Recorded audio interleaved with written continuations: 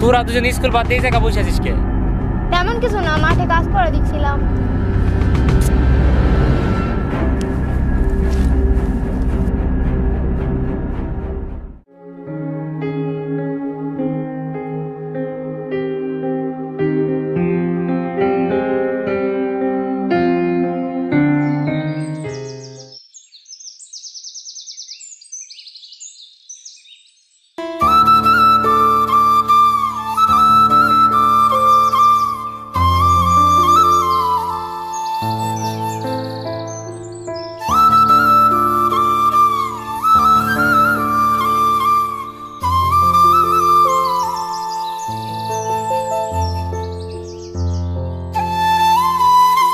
এই যে দাঁড়ান দাঁড়ান।